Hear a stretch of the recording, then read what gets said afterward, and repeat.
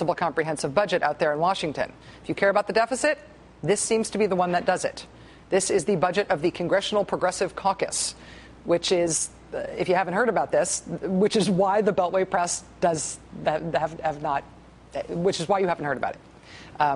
It's sort of an embarrassing thing to admit. You're not supposed to say it, and people get mad at me and write me letters from Washington from within the business every time I say it, but I'm just going to say it. The Beltway press does not cover liberals. When the Beltway press covers liberals, it's not only not political science, it's not even sociology. When the Beltway press covers liberals, it's anthropology. They might as well be putting tags on our ears and watching us in a mating season. The Beltway right now says that the deficit negotiations in Washington have to be between President Obama and the debt-exploding, super unpopular Paul Ryan plan.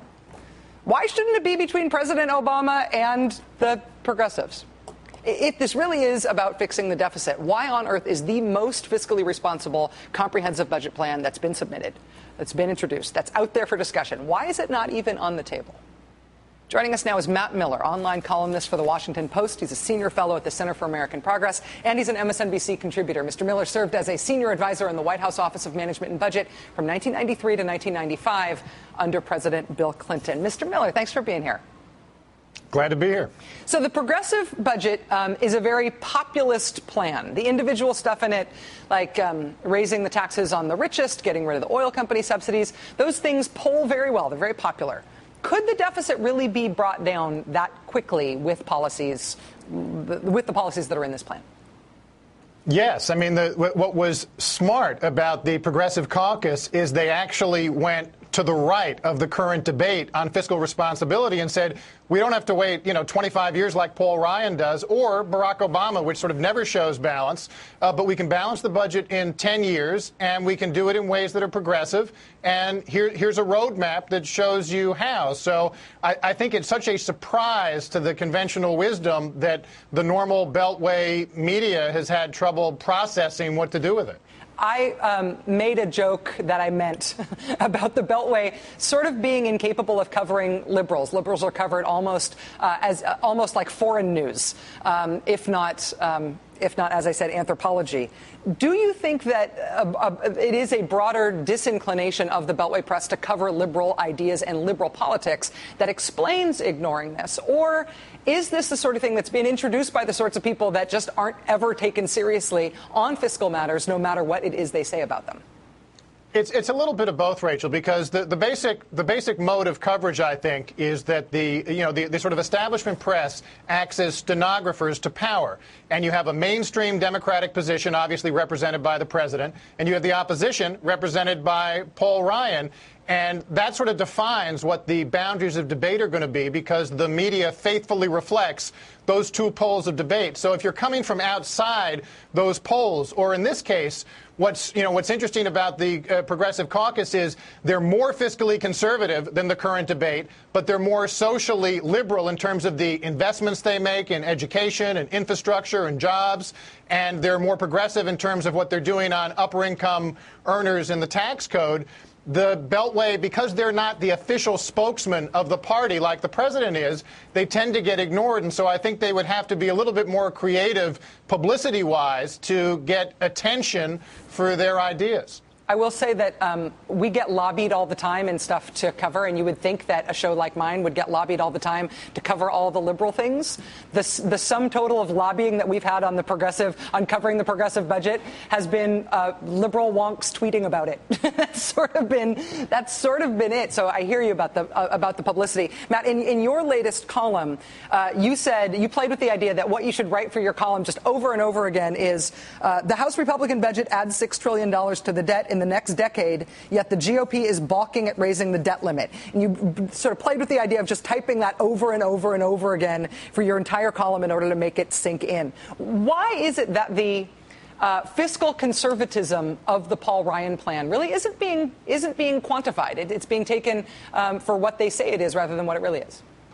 That's the sort of big question right now in Washington. And I had in mind that great scene from the movie The Shining where the wife comes across Jack Nicholson's manuscript that just says all work and no play makes Jack a dull boy, for thousands of pages. That's what I felt like doing with the Paul Ryan and the debt. I think the answer is that the part of it is the stenography that we talked about, but part of it is a kind of fear of numbers. And I think there's a lot of folks in at least on some of the beats that, for the major papers that are reluctant to look at Paul Ryan's own plan, because the numbers I use are from the plan that he issued. And if you just look at some of the key things, you realize that the image that he's been able to craft for himself as quote-unquote fiscally conservative is totally at odds with the actual plan, which runs up more debt in the next 10 years. That's what it proposes, than at any 10-year period in American history. Now, it should be said that Barack Obama's plan is even worse. Ryan would add $6 trillion in the next decade, and the news this week was that Obama's latest version of his plan would add probably $7 trillion. Neither is adequate, and that's what makes proposals like the Progressive Caucus is interesting, because they say, let's balance the budget faster, but let's do it by making choices within that are more progressive. You served in the Clinton administration in the 90s. You know a lot about the relationship between economic policy and winning politics. In terms of this particular battle right now, what do you think of Democrats' prospects for turning their economic policy into good political outcomes? Do you think that they are aiming at doing that? I think there's no question that the speech that Obama gave the other day, contrasting what his approach is going to be with the Republican approach represented by Paul Ryan, is going to be a winner. That's what you're seeing in all these town halls already, because you've got, when you're able to contrast, the Republicans want to cut Medicare or change Medicare in order to cut taxes for the wealthy. I think that's very powerful as a matter of politics. The thing that people should realize, and the progressives should realize, though, is the debate isn't the right debate. Obama can win on those politics, and I think if that's what the contours of debate sound like going into 2012, he will. But there's a big difference between Obama winning on that message and actually having solutions that are equal to the problems that the country faces. Obama doesn't do enough, not only on the debt, but on reorienting enough of federal spending away from the elderly, which is where all the growth is in the budget. Even Paul Ryan is increasing Social Security and Medicare by something like 75% over the next 10 years. The entire federal budget today goes for consumption for the elderly on health care and pensions, and there's less and less left for education, to recruit a new generation of teachers to our toughest schools, where we're going to need to raise pay substantially to get better talent to the classroom, for infrastructure and the other things that the Progressive Caucus is fighting for. And Obama's message may win for 2012, but that doesn't mean it's going to get us where we need to go. Matt Miller, columnist for The Washington Post, senior fellow at the Center for American Progress, and an MSNBC contributor. Matt, thanks very much for joining us. Really appreciate it. Glad to be with you. Attention trainees of the Rachel Maddow show Spy School. Have we publicly admitted to the Spy School? Well, we have now. Your Friday night tutorial on invisible ink and cocktail mixing